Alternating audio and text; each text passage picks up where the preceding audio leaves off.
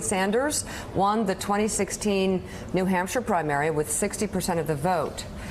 But a new poll from Monmouth University shows former Vice President Joe Biden doubles Sanders' support in his neighboring state. Biden takes 36% to Sanders to 18%, with Pete Buttigieg back at 9% and Elizabeth Warren at 8%. Kamala Harris clocks in at 6%, followed by Cory Booker, Amy Klobuchar, who will be our guest today, and Beto O'Rourke in a three-way tie for sixth place with 2%. What do you think of those numbers? So, Donnie, let's leave that up for just a minute and think about if you're somebody other than Joe Biden or Bernie Sanders at this point. Obviously, Pete Buttigieg has had that burst. He's up with the contenders in that second tier. But Joe Biden isn't just winning these idea of a national referendum. Now you look inside these polls. New Hampshire, 18 points. Iowa, 20 points. South Carolina, massive leads for Bernie Sanders, or for Joe Biden. We'll stipulate again, long way to go before primaries, but boy, what an impressive launch. Yeah, the driving force beyond anything, they won't be a close second or third, is who can beat Trump. There's so much discussion of left-brain issues, of obviously all the kitchen table issues, which are real. But what's going to trump everything is how do we get this guy out of office? And I think everybody has a visceral reaction that that's the guy you want standing on stage. As far as your question, some of the lower folks, they're up against what's called a media self-fulfilling prophecy, economies of scale. When you're the lead one or two or three guys, you get 3 and 4 and 5 times the amount of media, which almost becomes a self-fulfilling prophecy. So for the Amy Klobuchars, for the Cory Bookers, they need, I think what Cory Booker did this week, staking ground on guns, they need to find something that's just going to punch through, even if it's not the end issue that's going to get them elected, to just pop through. But if Joe Biden does not trip over himself, I think he also has what I'll call the Trump benefit of people wanted Trump so badly they were willing to let things slide off of him. Yep. So all the things that people are going to think are going to stick to Joe, the old credit card stuff, Anita Hill, I think people are going to let a lot of the left brain stuff go and kind of dismiss it because they want it so bad. I mean, you look, John, you've covered these things really closely. You look at all of these candidates. If you're sitting there 20 points ahead in the early states, 20 points ahead in the national polls, you've got a field of 2022. I mean, are you really going to be the one at 4% that decides you're going to go out in a flame of glory attacking Joe Biden with nasty 30-second ads? No. I mean, it's basically Bernie. Bernie can do it, I guess, but it seems to me that Joe Biden, again, we've said it before, we'll say it again, Joe Biden's biggest challenge is Joe Biden. If he stays on script, if he stays disciplined, if he continues to do the sort of things he has been doing over the past couple of weeks, it's going, and yeah, it's early, we'll say it, it's going to be difficult to catch a guy with a 20-point lead. He's got to give the rest of the field hell. Look, I don't mean to be like the contrarian at the table. I think Biden's idea is obviously the case. If he performs well, doesn't make mistakes, and everything stays as now. In 2008, Barack Obama was behind Hillary Clinton in every poll, state poll, national polls, by more than this later in the race. She was ahead by 30 points nationally around Labor Day. Right. So I think one of the issues is that for a lot of these candidates, in that there's 8 really right now, the ones we showed who are above 1%. For a lot of those candidates, most Democratic voters do not know who they are. There's not been a debate. They've not stood next to each other on a stage. Joe Biden and Bernie Sanders are the two people who every Democratic primary voter, nomination contest voter knows. Right. Those two. It's not surprising that they would be this far ahead. And there's no doubt, as Donnie says, that people look at Biden and say, that's a guy who can take on Trump. But I think they have not evaluated the others on that same metric. If that's the only thing they care about, and I'm not sure it's the only thing they care about, but certainly, can you envision the person standing next to Donald Trump? They've not seen Pete Buttigieg, they've not seen Beto O'Rourke, they've not seen Kamala Harris on a debate stage in action yet. They're going to see him on a debate stage with 20 other people. Well, they're going to see him on with 10. They're going to be, they're going to be up there. But that was the case in 2008 too. That was a big field. Barack Obama, again, Barack Obama is a different character. I'm just going to say there's no doubt Joe Biden is the clear front runner, Right. and in that respect, it is his race to lose. Right. On the other hand, there are a lot of debates and there's a lot of miles. It's not just a throwaway line that it's early. Most of these candidates are not known by most Democrats. They couldn't tell you anything That's the problem. about Amy Klobuchar, and they're going to learn a lot about her in the next 9 but months. here's the thing again. I mean, we live in a different age today than we did 30, 40 years ago when Jimmy Carter, an unknown peanut farmer, could go start knocking on doors. People, oh, I didn't know who this guy was. I really like him, right? Mm-hmm. How many million people saw Amy Klobuchar during the Kavanaugh hearings? How many people saw Cory Booker?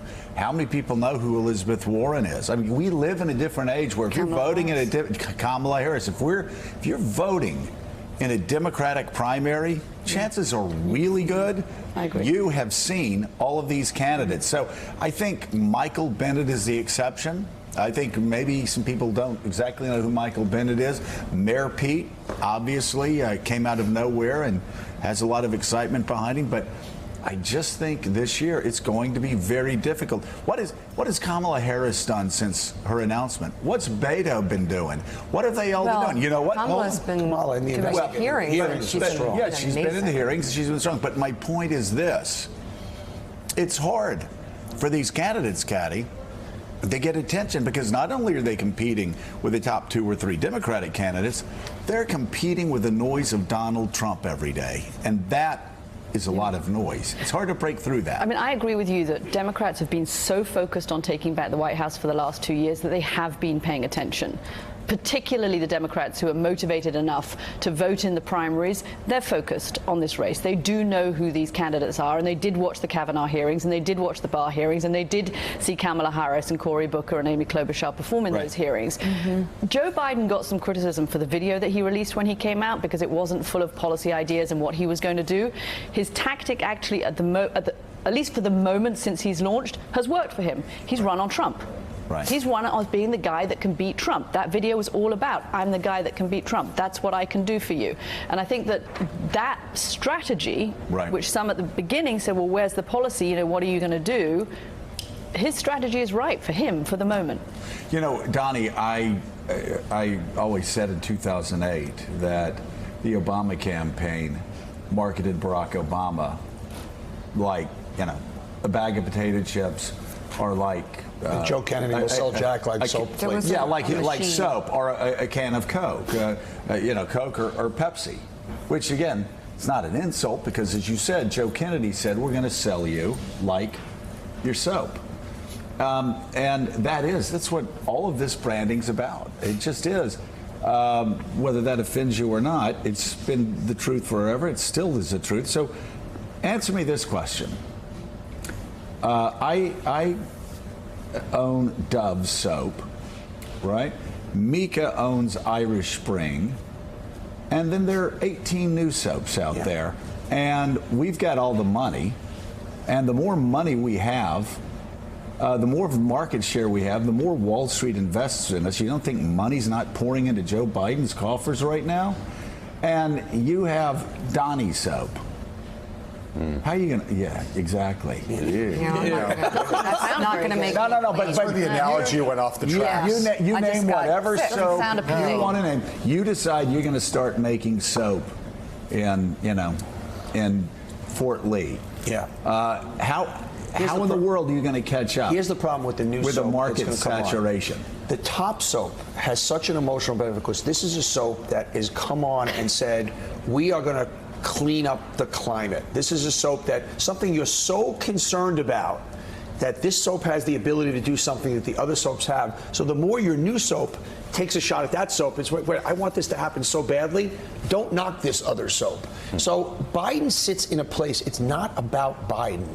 There is such an emotional need to take Trump out of office that it so supersedes everything else. The other thing, as far as the money for Biden, the Democratic money's biggest fear is a Bernie Sanders. I mean, so basically it's a lot of Can smart. I say this too, Donnie? When you're sitting with unemployment below 4%, wages are starting to go up, the economy is stronger than it's been in a very long time. The arguments for socialism not as strong today as they were in 2008 for a lot of Democrats. It is, and the other thing the Democrats are going to be smart. The answer to the economy, if you peak under the economy, under the stock market, under then certain major statistics, it is not good for a large part of this country.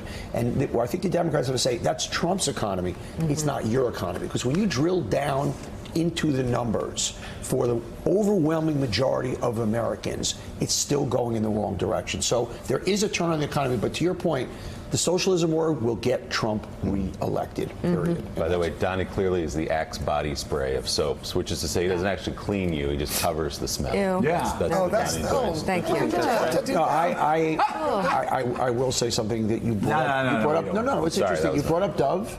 Dove has always been in my shower. I don't know why. Same. I don't know how it got there. I don't know who puts it there. Since I can remember, I use Yeah, Dove, that's, and I just we wanted don't to need share to that. hear about your personal life. You had this stupefied look on your face. No, Where you're were you saying going? it's Go ahead. it's weird. Mika has spick and span and Brillo Okay. pads. Okay. He's like, I don't know. I guess All Metal right. pad. Yeah. All right, let's Billy. Thanks for checking out MSNBC on YouTube, and make sure you subscribe to stay up to date on the day's biggest stories. And you can click on any of the videos around us to watch more from Morning Joe and MSNBC. Thanks so much for watching.